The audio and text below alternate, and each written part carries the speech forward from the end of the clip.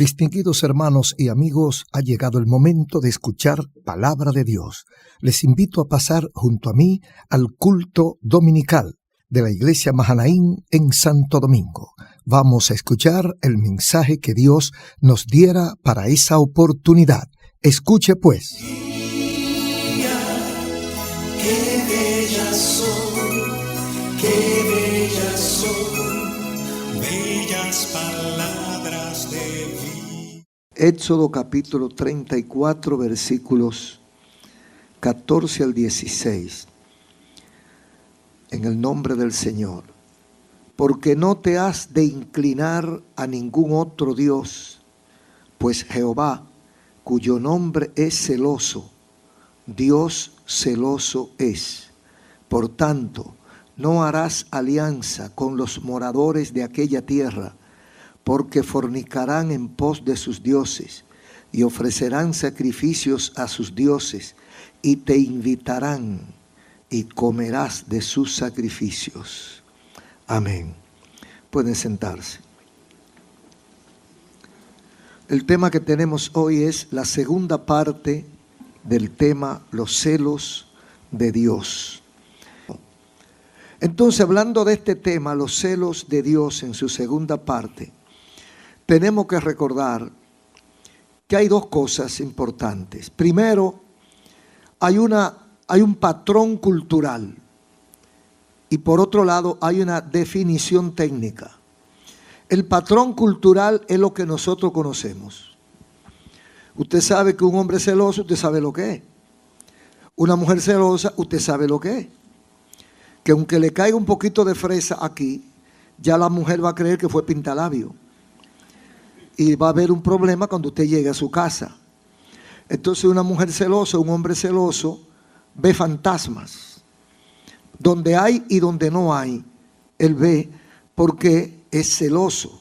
Entonces ese patrón que nosotros tenemos, que termina en agresividad, en feminicidio, eso es lo que la gente conoce como celoso. Ahora hay una definición técnica, una definición de libro. Y esa definición dice que el celo es la respuesta espontánea ante la amenaza de perder algo o compartir algo. ¿Por qué se pone celoso un hombre? Porque alguien amenaza con compartir su mujer. O alguien amenaza con quitarle su mujer. Entonces, esa amenaza, ese peligro, lo hace poner celoso. Entonces el celo no se programó, sino que brotó. Porque es un instinto, es una expresión, es una respuesta automática y espontánea de nosotros hacia lo que creemos que nos van a quitar. Y eso le pasa no solamente a los hombres y a las mujeres, sino a los seres. Hay muchos sinónimos de celo. Por ejemplo, celo puede ser sinónimo de protección. Usted protege lo suyo. No es que yo soy celoso, dicen los hombres.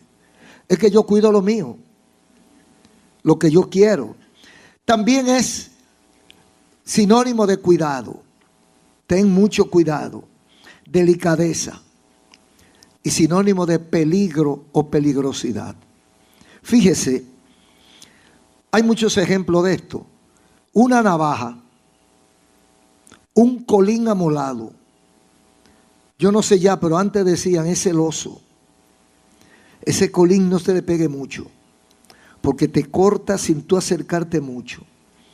Una gallina cuando ha puesto, o una perra parida. Mire, aunque sea un perro, una perra, que no sea brava, cuando está parida no se le acerque. Porque en lo que usted pestaña la tiene encima. Igualmente la gallina con sus huevos o con su cría. La gallina le vuela y le cae a picotazo. Y la gallina es mansa y sale huyendo. Mire que a la gente cobarde le dicen gallina. Porque la gallina sale corriendo. Pero si está parida, no. Ella va con el pico a defender lo suyo. Entonces, celo es también sinónimo de protección. Ahora, el celo de Dios, ¿dónde nosotros lo ubicamos? Según Éxodo 34, 14 en adelante.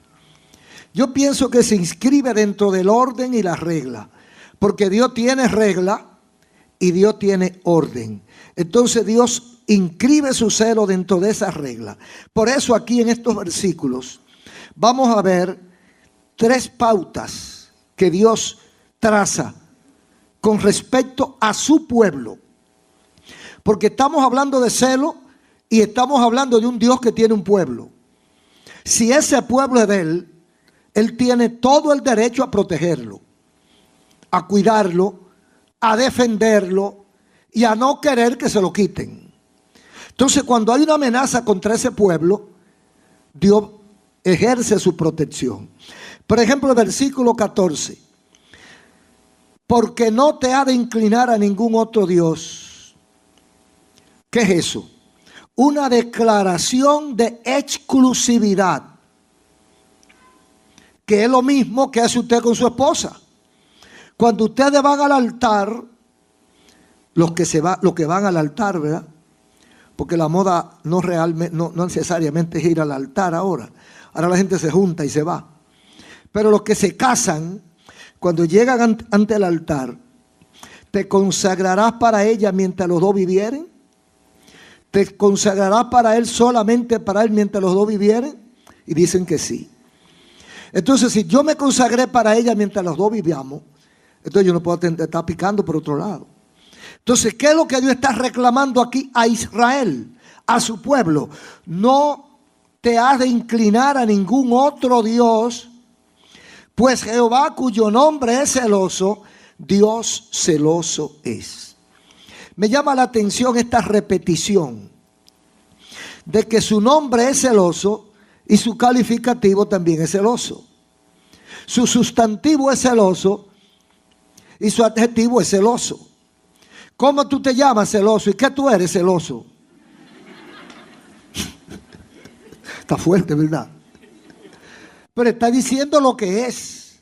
Porque Dios se llama celoso y también es celoso. Entonces, aquí en esta exclusividad también hay una advertencia. Hay una advertencia. Cuando usted se casó, una muchacha se casó con un hombre y sabe que la gente en sus amores no enseña todas las uñas, enseña algunas. Entonces hay cosas que se quedan guardadas para cuando se casan. Entonces esa muchacha muy enamorada se casó de su galán, con su galán, y todo está bien. Pero lo que le estoy diciendo lo conocí. Pero después de casada, yo no sé por qué no apareció antes, pero después de casada viene una vieja, tía del hombre, y habla con ella. Dice, mira, mija, es celoso. Pero tú sabes lo que es celoso. Así es tu marido. En otras palabras, cuídate. Caminas pianito frente a él porque es peligroso, porque es celoso. Está diciendo, no te zafe. No le estés pelando los dientes a los hombres. No te estés riendo demasiado con los hombres por la calle. Trata de evitarte problemas porque el tipo es celoso. Jehová le dice a su pueblo, yo soy vuestro Dios, mi nombre es celoso y soy celoso. No jueguen conmigo, no relajen conmigo. Entonces, a continuación le prohíbe, versículo 15. Por tanto, no harás alianza con los moradores de aquella tierra, porque fornicarán en pos de sus dioses y sacrificarán a sus dioses. No harás alianza, compromiso, pacto o contrato con gente incircunciso de corazón. Es decir, con gente impía, con gente mala, con gente que no conoce a Dios, con gente pagana, con gente que le sirven a muchos dioses sanguinarios que no son dioses. No haga compromisos, alianza con esa gente. ¿Por qué? También lo explica, versículo 16. Porque te invitarán, dice, porque fornicarán en pos de sus dioses. Ofrecerán sacrificio a sus dioses y te invitarán y comerás de su sacrificio. O tomando de sus hijas para tus hijos y fornicando sus hijas en pos de sus dioses, harán fornicar también a tus hijos en pos de los dioses de ella. O sea que después de la alianza viene la contaminación por medio de sus costumbres. Yo tengo un amigo, muy amigo mío, y ese amigo se mudó para los Estados Unidos, pero ese amigo no es evangélico. Ese amigo priva en ateo. Ese amigo brega a veces con cosas rarísimas. Tiene costumbres que yo detesto, pero es mi amigo. Entonces yo voy a Estados Unidos y me paso 3 meses en su casa. ¿Está bien? No puede estar bien. Porque ya yo estoy... Mire, el que está en casa ajena tiene que reírse aunque no quiera.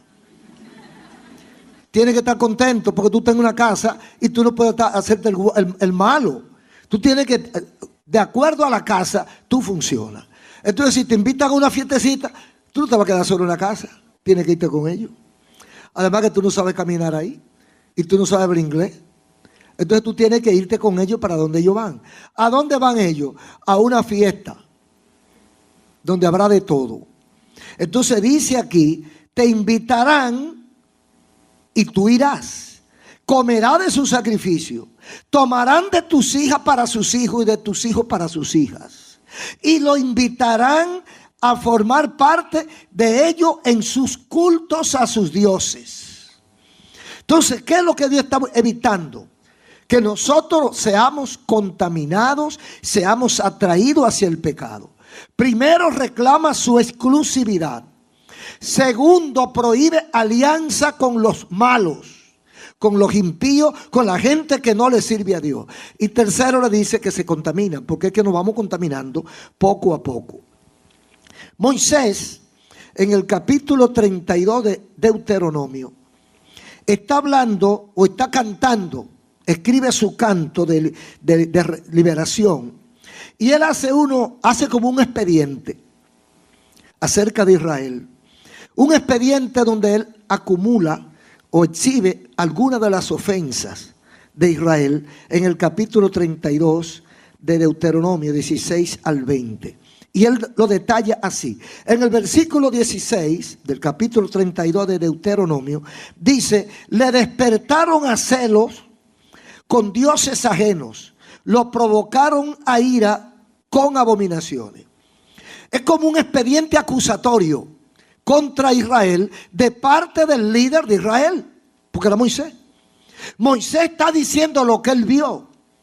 En la relación del hombre con Dios pasan muchas cosas. Entonces, en la relación de Israel con Dios, Israel se equivocó muchas veces. Entonces Moisés está enumerando. Dice, le despertaron a celos porque adoraron a otros dioses y lo provocaron con su vida de abominación.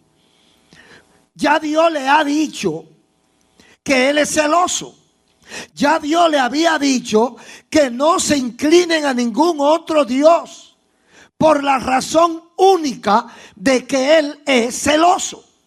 Entonces ya Dios le había advertido, no hagan alianza, no te haga compañero o compañía con la gente que no le sirve a Dios porque corre peligro. Entonces dice Moisés, lo despertaron a hacerlo haciendo alianza con dioses falsos. Versículo 17. Otra acusación. Sacrificaron a los demonios y no a Dios. A dioses que no habían conocido. Está hablando con un pueblo que había visto la mano de Dios obrando a su favor. Está hablando con un pueblo que había pasado el mar rojo como en tierra seca. Está hablando con un pueblo que había visto el poder de Dios. No eran inocentes. Entonces ellos no tenían ninguna razón para equivocarse. Dice el versículo 17. Sacrificaron a los demonios y no a Dios. A dioses que no habían conocido. ¿Qué dice la Biblia en Cantares o Eclesiastés? Que Salomón tenía muchas mujeres. Muchas eran hebreas. Muchas no eran hebreas sino paganas. ¿Y qué dice la Biblia? Que las mujeres inclinaron su corazón y lo hicieron pecar contra Dios. Entonces, de la alianza viene la contaminación. Entonces dice que Israel sacrificó a los demonios. Después que usted conoce a Dios, ¿cómo usted se atreve a sacrificar a los demonios? Versículo 18. De la roca que te creó te olvidaste. Te has olvidado de tu Dios creador. Está hablando Moisés de un pueblo que él conoce como la palma de su mano. De un pueblo a quien él ha dirigido por años, por décadas. Entonces los está acusando y le dice: te apartaste de la roca, te olvidaste del Dios que te creó. Es una acusación muy fuerte y muy comprometedora. Y no lo estaba diciendo un chismoso, no le estaba diciendo un lengua floja, lo está diciendo un hombre que ama al pueblo. Está diciéndole un hombre a quien el pueblo le duele y cuyo deseo no era ese, pero que tiene que decírselo para ver si se arrepienten. Entonces, del Dios que te creó te olvidaste, de la roca que te creó te olvidaste y te has olvidado de tu Dios. En el versículo 19, y lo vio Jehová y se encendió en ira por el menosprecio de sus hijos. La ira, el celo, de celo se pasa a la ira. Primero viene el celo y después viene la ira. Entonces Dios dijo que era celoso. Como no atendieron a sus reclamos, como le violaron lo de él, como se contaminaron, entonces vino la ira. Entonces dice que Dios se encendió en ira. Muy peligroso. Dice Hebreos 10:31. Horrenda cosa es caer en manos del Dios vivo. Mire, haga cualquier cosa menos chocar con Dios. Si usted quiere chocar, choque contra una columna de esa.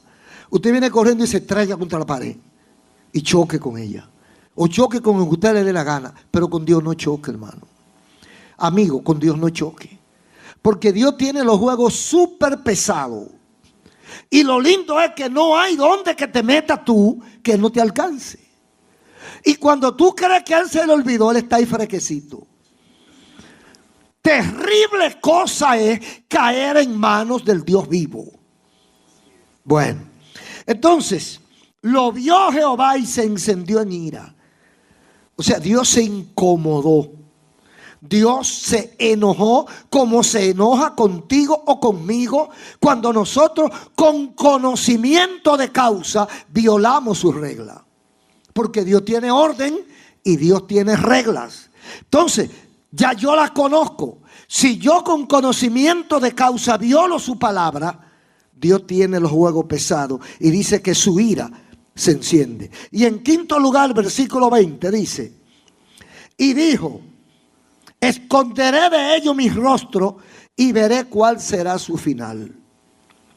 O sea, cuando Dios se enciende o se enoja contra nosotros, si usted ha conocido a Dios y usted se ha dado cuenta que ha sido beneficiado, bendecido, protegido por Dios, hay un momento en que cuando usted peca y vuelve y desobedece a Dios, usted siente que el rostro de Dios se ha apartado de usted, como dice este versículo. Dios le dijo al pueblo: esconderé de ellos mi rostro.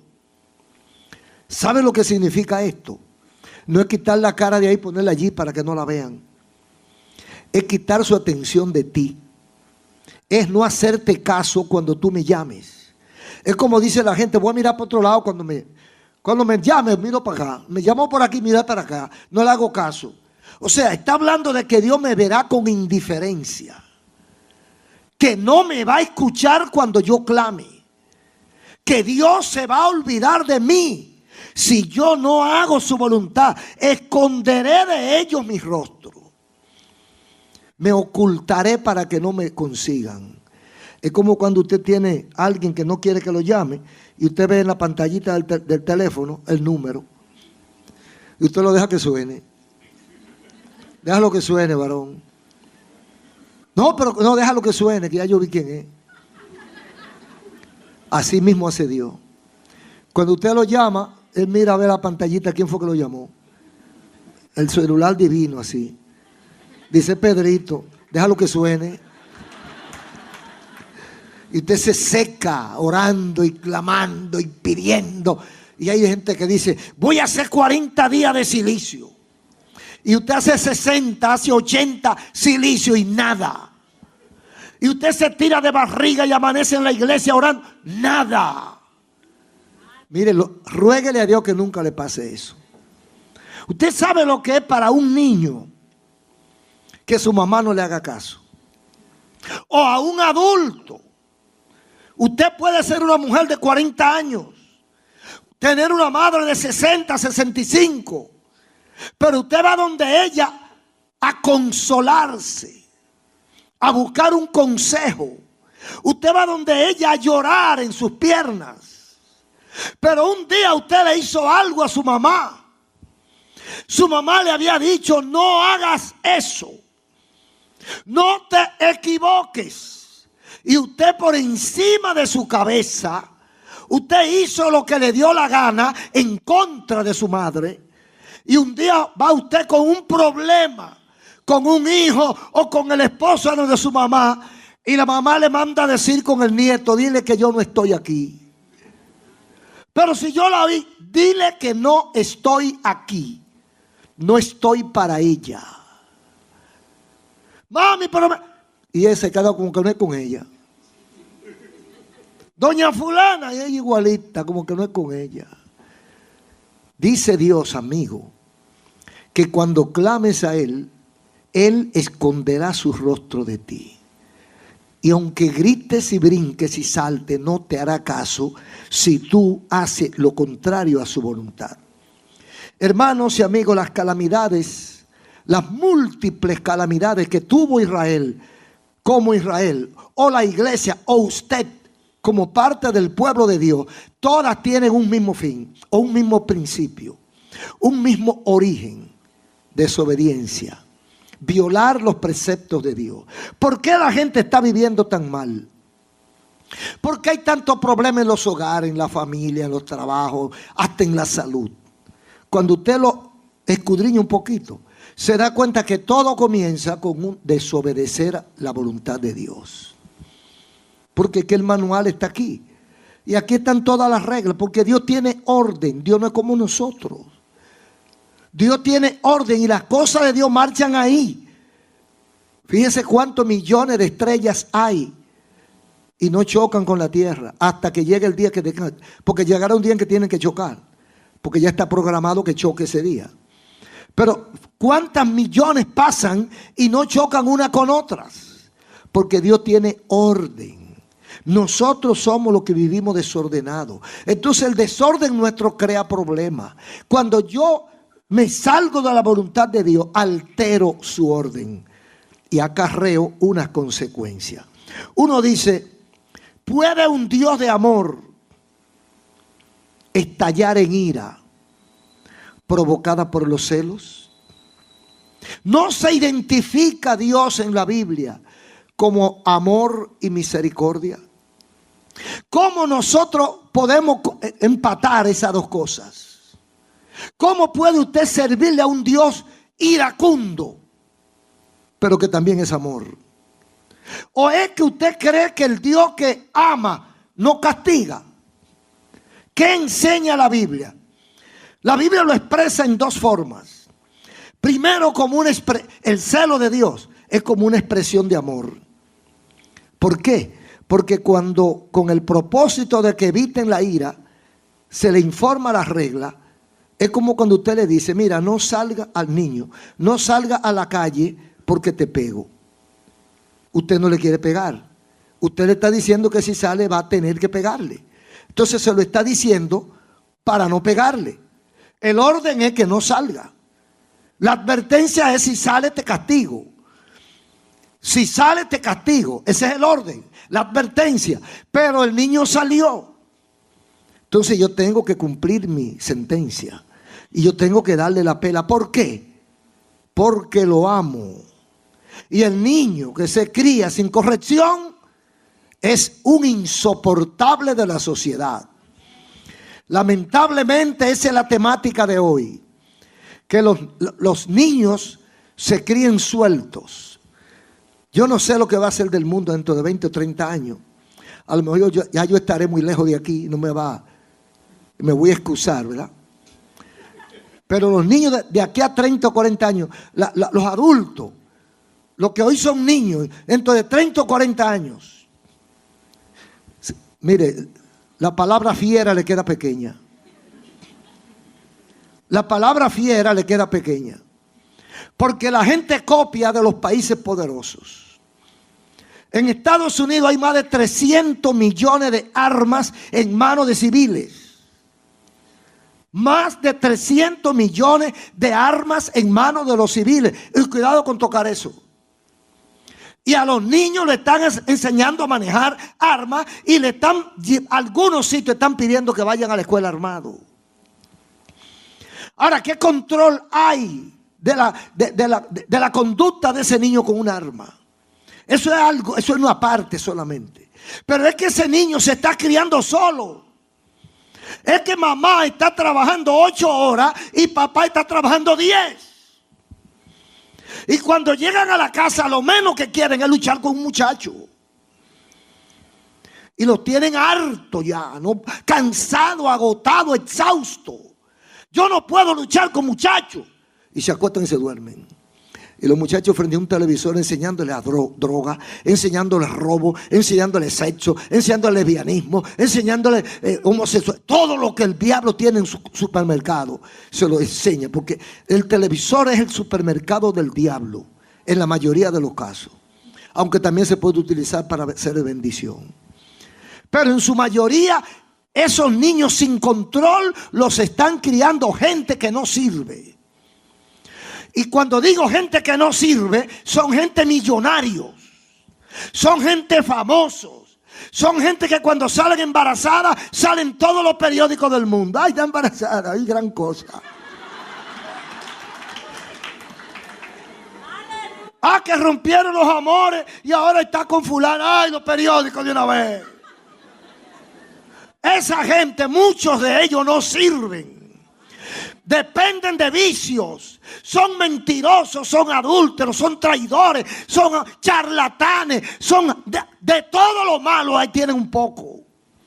Ah, pero son modelos. Y esos son los modelos que están en la pantalla chica y grande. Y cuando su hijo cree que va a ser igual que uno de esos, imagínese usted.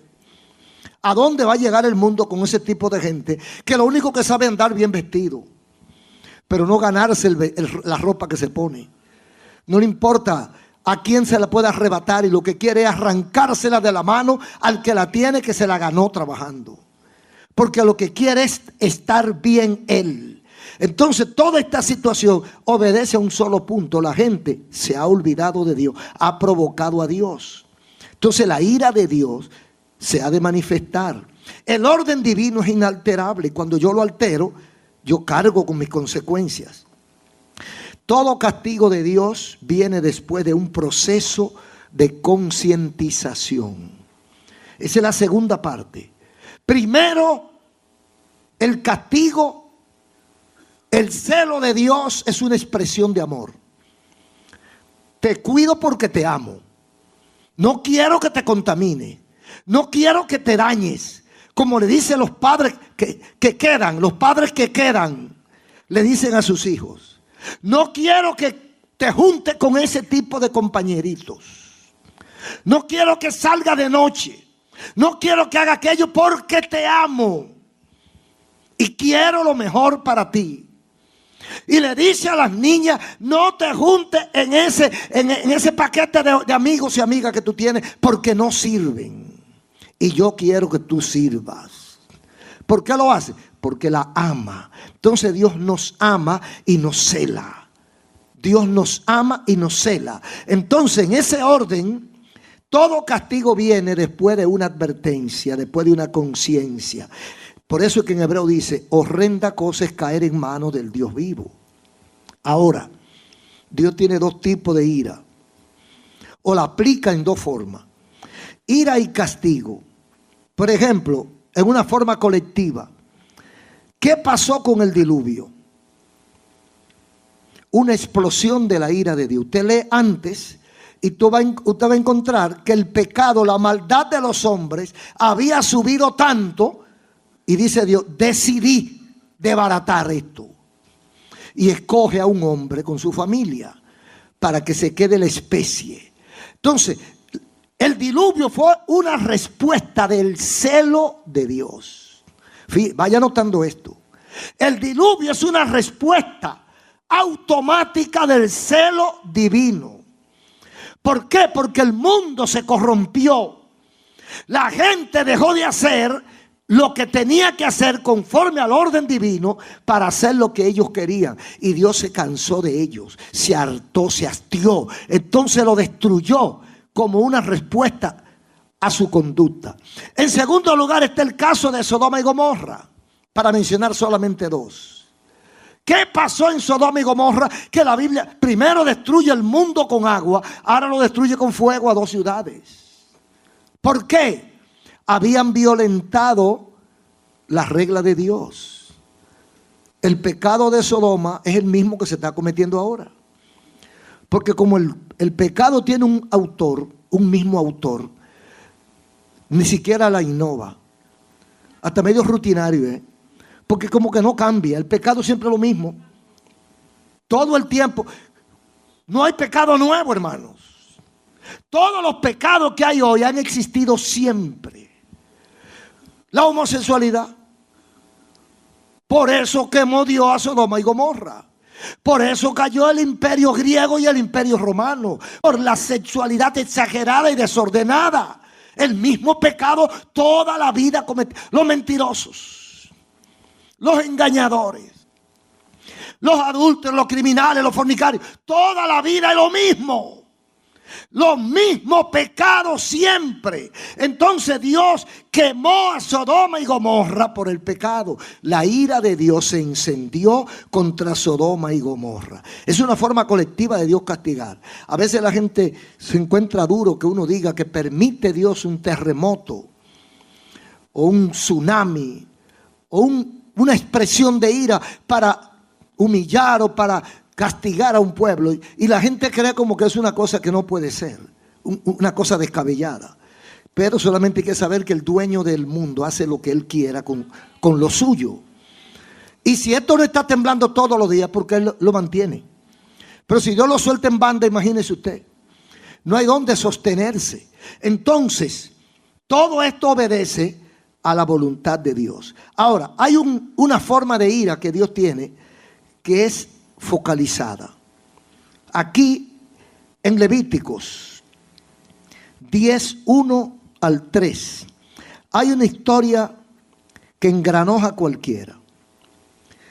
Levíticos capítulo 10 dice que Nadab y Abiú, hijos de Aarón, Nadab y Abiú, hijos de Aarón, tomaron cada uno su incensario y pusieron en ellos fuego e incienso y ofrecieron delante de Jehová fuego extraño que él nunca mandó, y salió fuego de delante de Jehová y los quemó y murieron delante de Jehová. Eso fue un espectáculo. ¿Qué pasó antes de eso? Dice el capítulo 9, versículo 24. Que estaban del verso 22, alzó Aarón su mano hacia el pueblo y lo bendijo, y después de hacer la expiación, el holocausto, el sacrificio de paz, descendió. Y entraron Moisés y Aarón en el tabernáculo de reunión, y salieron y bendijeron al pueblo. Y la gloria de Jehová se apareció en todo el pueblo. Y salió fuego de delante de Jehová y consumió el holocausto con la grosura sobre el altar. Y viéndolo todo el pueblo, alabaron a Dios y se postraron sobre sus rostros. Muy bonito. Están haciendo un culto. En ese tiempo se usaba el sacrificio de animales sanos, como Dios pedía. Y estaba el holocausto, el sacrificio. Y mientras adoraban a Dios, salió fuego del altar. Es un espectáculo que asusta. Estamos aquí orando y de repente sale fuego del altar y quema el holocausto. ¿Qué hizo el pueblo? Cae de rodillas y glorifica a Dios, porque ve la manifestación real del poder de Dios y de la presencia de Dios. Pero a continuación, Nadab y Abiú eran ya sacerdotes, hijos de Aarón, que habían sido ungidos para el sacerdocio y para el relevo de Moisés y Aarón. Cada uno tomó su incensario, porque tenían su incensario, porque eran ministros. Y tuvieron un problema. Pusieron fuego extraño. Fuego extraño, sobre el cual pusieron incienso. Y ofrecieron delante de Jehová fuego extraño que él nunca le mandó. Oiga bien, oiga la palabrita. Que él nunca le mandó. O sea, parece que ellos lo que hicieron fue muy sencillo. Salió fuego del altar y quemó el holocausto, gloria a Dios, y se ve la bendición. Entonces ahora yo quiero ayudar a Dios. Como el fuego de Jehová se acabó, ahora yo voy a poner el mío. Y yo busqué fuego con fosforito, y con incienso. Y prendí también el altar. Y ya usted sabe, quemé, hice de todo. Pero ese fuego, el primero lo mandó Jehová. El segundo, ¿quién lo mandó? Eso es muy peligroso. Eso pasa en las iglesias. Eso pasa en la vida espiritual de muchos de nosotros, que queremos ayudar a Dios. Mire, nada es pecado y cualquier cosa puede ser pecado. Porque si usted se pasa un punto de lo que Dios quiere, usted pecó. Entonces no es cuestión de que me peine o no me peine. No es cuestión de que ande descalzo con zapatos. Es qué es lo que Dios quiere. ¿Cuál es la voluntad de Dios? ¿Qué fue lo que Dios te mandó? Ah, no, porque yo no sabía. No. Aquí no hay inocente. Dios no mandó a que hicieran ese fuego. Y como ellos hicieron ese fuego, y mire, no eran dos advenedizos, eran dos personas calificadas. Eran la esperanza del sacerdocio, hijos de Aarón, el hermano mayor de Moisés, sobrino de Moisés, el líder, que nacieron y se criaron viendo y oyendo, que por supuesto tenían que amar a Dios, que por supuesto conocían la ley y las reglas divinas, que eran respetuosos, y cuando fueron a recibir las tablas de la ley al monte Sinaí, mientras el pueblo se quedó en la falda del monte, ellos pudieron subir hasta cierta distancia y acercarse un poco más a Jehová, porque tenían privilegio. Ahora, eso no bastó, eso no lo exoneró, porque delante de Dios hay un punto donde no podemos pasar. No nos podemos descuidar con Dios. Dios te permite cosas, pero no invente, porque Dios es celoso. No invente con Dios, porque Dios es celoso. Como ellos eran los hijos del sacerdote principal, el intérprete, vocero y relacionador público de Moisés. No, nosotros podemos hacer cualquier cosa aquí. A nosotros cualquier cosa nos sale bien. Entonces dice que ellos hicieron su fuego, porque hay gente que le gusta ver el pueblo en salsa. El pueblo danzando. Usted sabe que la gente se maneja mucho con las emociones. Y hay manipuladores profesionales. Y la gente ve que descendió el Espíritu Santo y hubo un movimiento. Y le gustó. Y entonces vamos a hacer que esto siga. Vamos a seguir haciendo algo más para que esto siga.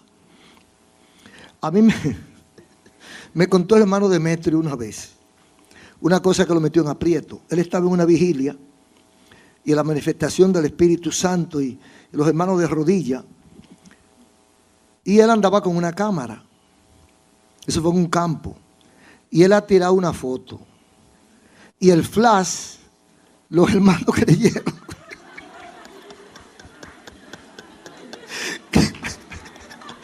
se prendió aquello. Y después no se atreve a decir qué fue lo que pasó.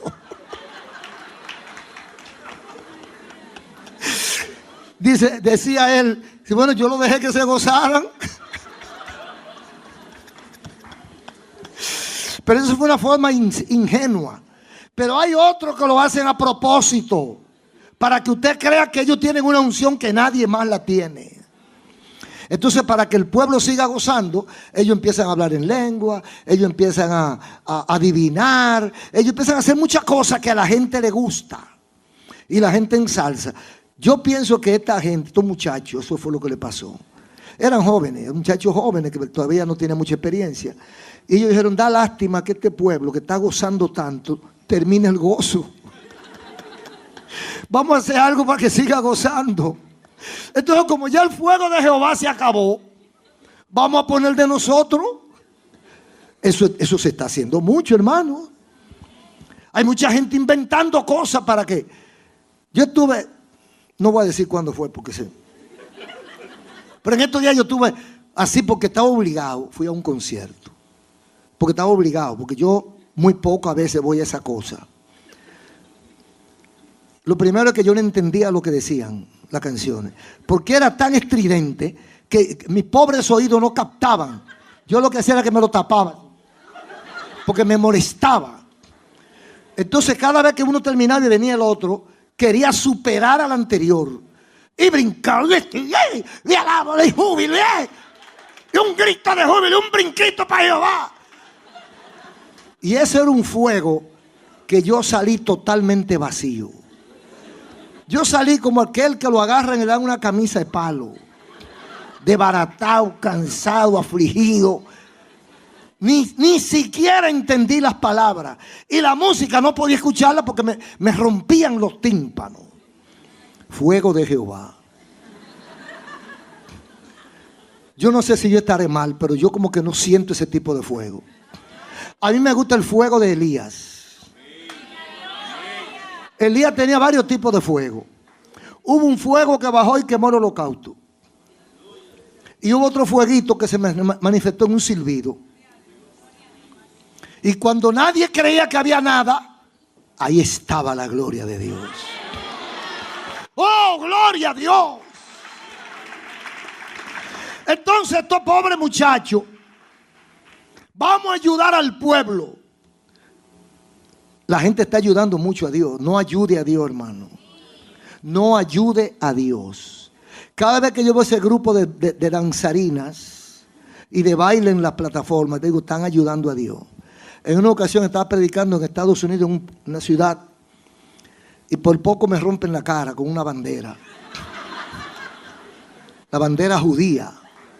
Había un candelabro, había unos cuernos y una serie de cosas judías, y estaban ahí como, porque hermano y amigos, es que la gente quiere forzar a Dios. La gente quiere una manifestación de Dios, pero no genuina. Porque ¿cómo se logra la manifestación genuina de Dios? No es haciendo bulla, ni buscando pintura, ni cambiando luces, ni echando humo. Es de rodilla. Es alabándole con el corazón. Cuando usted le alaba, mire, esa adoración sube a la misma presencia de Dios. Entonces queremos sustituir a Dios, al Espíritu Santo, con habilidades nuestras, con encantamiento nuestro. Y Dios dice que Él es celoso. Y dice uno de los salmos, no comparto mi gloria con nadie. Así que no venga usted con mucho trofeo a decir que usted es la gran cosa. Porque mientras más usted se sube, más lejos se va el Espíritu Santo. Y mientras más usted se abaja, más sube el Espíritu Santo. Entonces estos pobres muchachos hicieron su propio fuego, que la Biblia recalca que Jehová nunca mandó. Y salió fuego de delante de Jehová y los quemó. Y murieron delante de Jehová. Están adorando a Dios y sale fuego del altar. Y en vez de quemar otra cosa, lo quemó a ellos. A ellos fue que quemó el fuego de Jehová. Los quemó, murieron al instante. ¿Quién se lo buscó? Esa es la forma de Dios expresar su celo. Y mire que Dios no está encasillado en una sola forma, porque Dios es multifacético, multiforma. Entonces la gente dice, no, pero es así que Dios funciona. Yo lo que voy a hacer es cuidarme de eso. Hay muchas cosas más. Los amigos a veces están relajando con Dios. Dios tiene los juegos pesados. Yo he contado otras veces, una vez, yo estaba pequeñito, pero me llevaban unas vigilias que decían por aquí, en lo que llamaban 15 cajuiles. Y yo, como no tenía que hacer, yo me iba con mi mamá para la vigilia. Pero usted sabe que yo me dormía de una vez. El caso es que había una vigilia muy fogosa, al estilo de güira, tambora y acordeón, y no había micrófono, no había piso de cemento, era en tierra pura, y ya usted sabe cómo se ponía la gente cuando sudado, porque ni abanico había. Ese sudor mojaba ese piso. Unos rebalaban y se caían, y otros se enlodaban, y era un desastre. El caso es que en ese laberinto estoy yo allá acurrucado, mirando, porque a los niños les gusta mirar. Déjenlo que miren, porque yo estoy mirando todavía. Todavía a la hora que yo estoy mirando. Entonces, yo veo a ese hombre que está en la puerta de la iglesia afuera, vestidito de blanco, con sombrero, hasta sombrero blanco, o sea, todo blanco. Lo único negro era la correa, pero blanco el sombrero, blanco los zapatos. Y lo veo allá y se pone a relajar. Lo que los hermanos decían, él lo repetía afuera. Y yo, gloria a Dios, Dios, Dios. Y él relajando todo lo que se decía adentro. Y en un movimiento que hubo, de repente yo veo al hombre revolcándose en el altar con todo y su traje blanco, dando gritos como un chivo, hermano, y revolcándose. ¿Qué le pasó parecido a esto?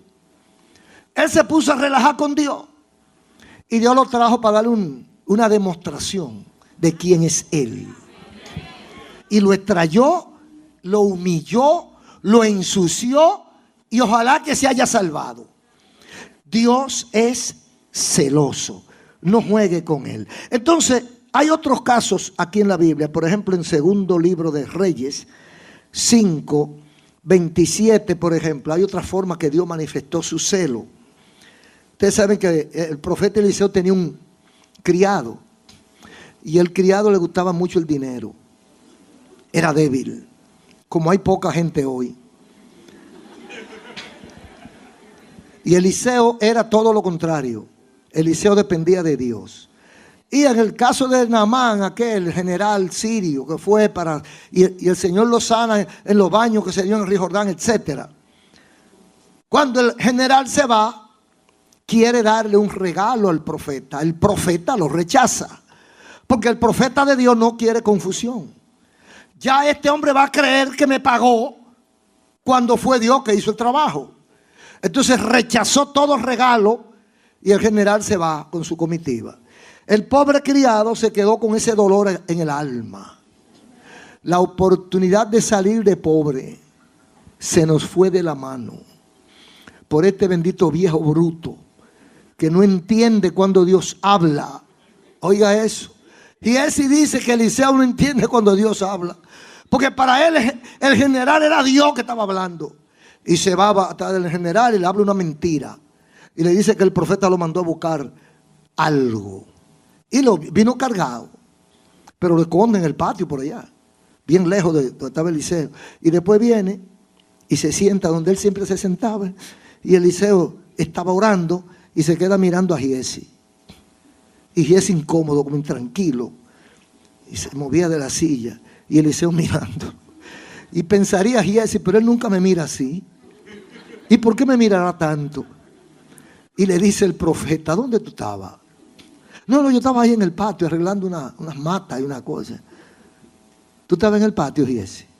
Sí, yo estaba en el patio. Y dice el profeta, mi espíritu fue contigo cuando tú le caíste atrás al general. Y todos los embustes que hablaste. Ahora, por esa desobediencia, porque es que Jehová no juega, hermano. Es que Dios no se queda con nada de nadie. Es que cuando usted viola los preceptos sagrados, tiene que pagarlo. Mire, hoy o mañana, pero lo va a pagar. Porque Dios no es el tonto ni el muñeco de nosotros. Si usted ha estado relajando con Dios, si usted ha vivido una vida de mofa, de burla ante Dios, tenga cuidado porque sus días están contados. Porque Dios no es muñeco de nosotros. Y ese vino como que nada pasó. Y le dice a Eliseo: por cuanto trataste de engañar a Dios y a su siervo, quedarás leproso. Y será por generaciones. Y ahí mismo le cayó una lepra de cabeza a pie que no se la quitó nadie. El celo de Dios con su obra. Otro caso que tenemos en el Nuevo Testamento es el caso de Ananías y Zafira, Hechos 5. Esto sí fue serio, porque esto en el mismo altar. Y dando ofrenda, porque hay gente que se la quiere lucir, dando la gran ofrenda. Y Dios es celoso con su gloria. Amigo, hermano, Dios es celoso. No trate de empañar la imagen divina y el testimonio de la obra de Dios, porque lo va a pagar caro. Fíjese, esa gente va de buen corazón y vende su propiedad. No hay problema. Tú quieres dar todo lo que tienes, dalo como te dé la gana, da la mitad, da lo que tú quieras. Nadie te ha dicho cuánto tiene que dar. Van y venden la propiedad. Entonces viene el esposo y le dice al apóstol de verdad, le dice: aquí está mi ofrenda. Todo lo que vendí mi propiedad lo he traído para el Señor. Te están preguntando. Nadie le preguntó en cuánto la vendió ni si estaba todo ahí, porque eso es de él. Entonces viene a hablar mentiras sin necesidad. Porque a veces dice la gente, cuando la hormiga se quiere perder, alas le quieren nacer.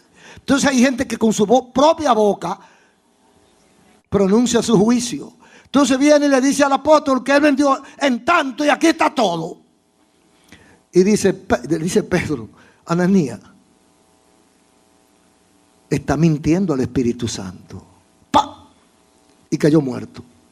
Y a poquito viene la esposa de Salamera, contenta también, porque ella cree que le están haciendo un happy baby al esposo porque trajo esa bendición.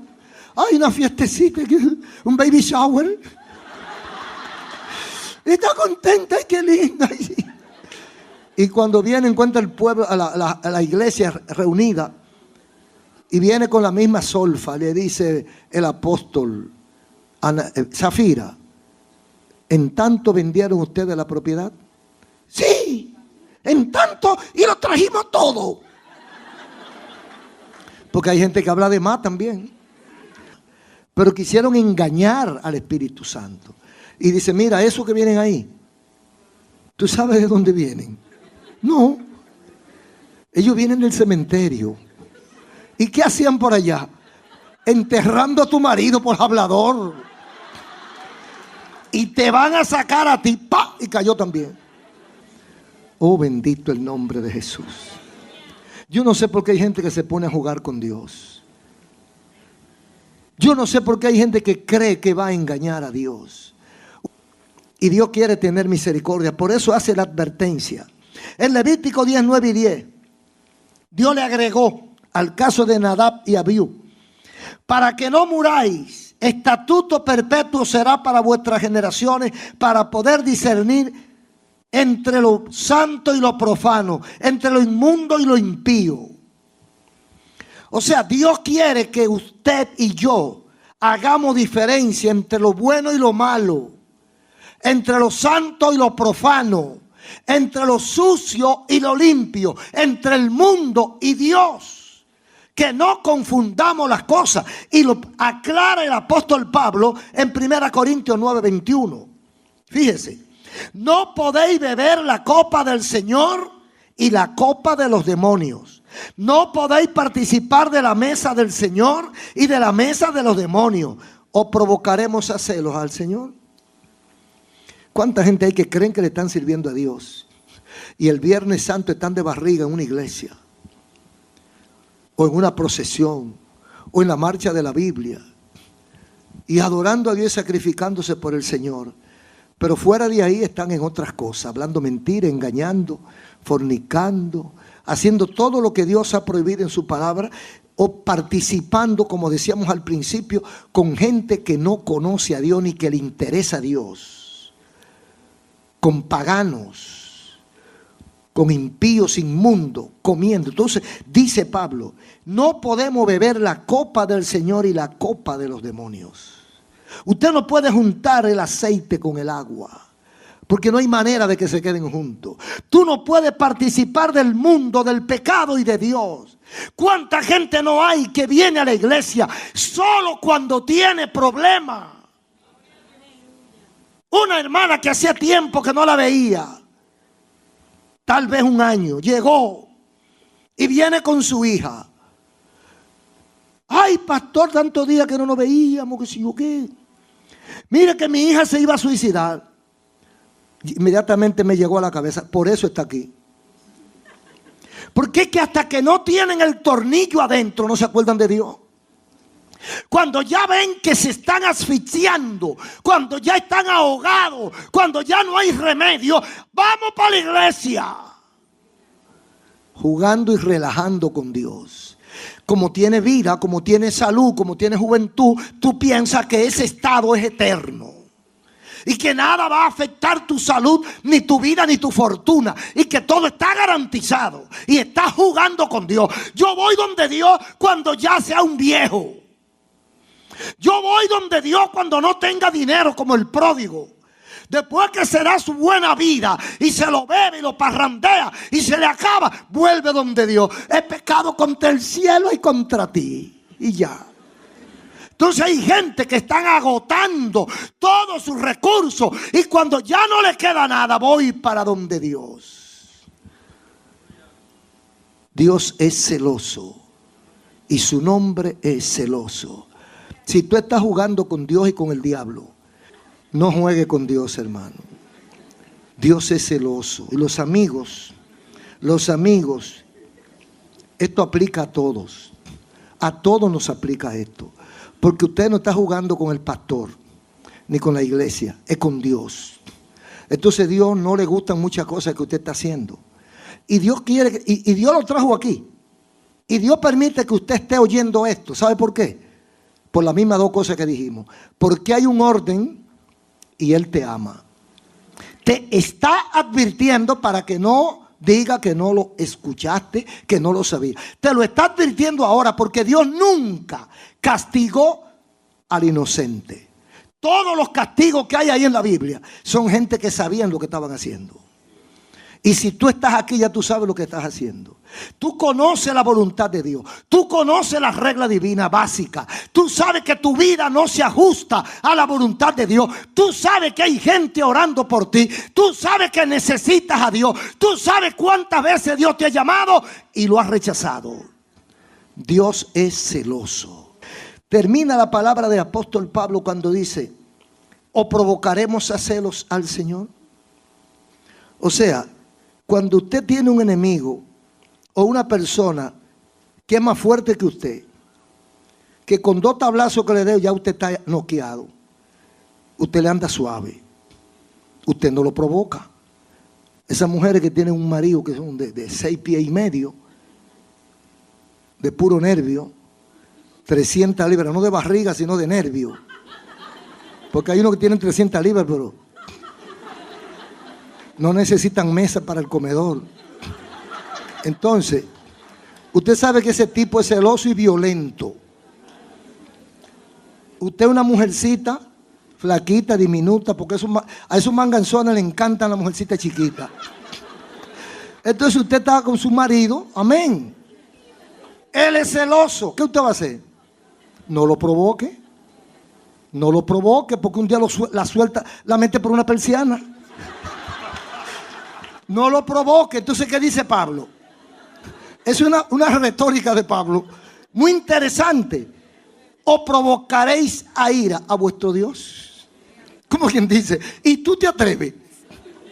Amigo, ¿tú te atreves a provocar la ira de Dios? En otras palabras, ¿vas a responder después que lo provoques? Como usted no tiene con qué responderle a Dios, no lo provoque.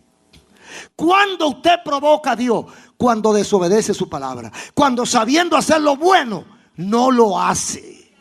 ¿Cómo y cuándo provoca usted a Dios? Sabiendo su voluntad y haciéndola de usted.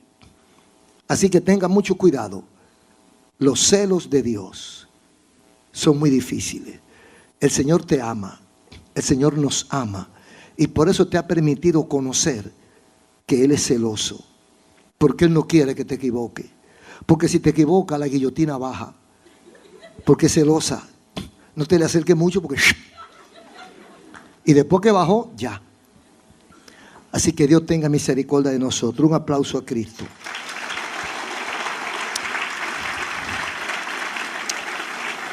Después